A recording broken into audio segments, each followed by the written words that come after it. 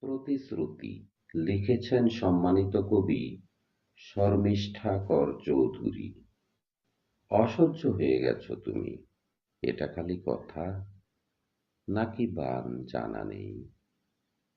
যেমন জানা নেই তোমায় ছাড়া জীবন অচল। কথাগুলো কোথায় হারিয়ে গেল? একদম ফিকে হয়ে গেছে। তারপর বুঝলে তো, দুজনে মিলে পিঠে পিঠ ঠেকিয়ে আকাশের তারা দেখব।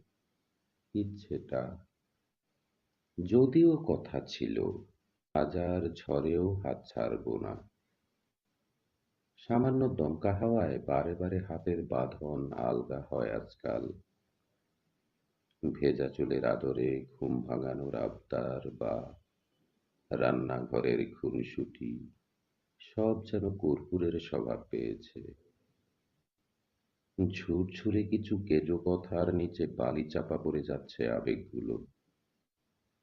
হাজার কথার ভিড়ে দাপটে প্রতিশ্রুতিগুলো যে বড্ড দিশেহারা। জানো, ভয় হয়, অসম্ভব ভয়।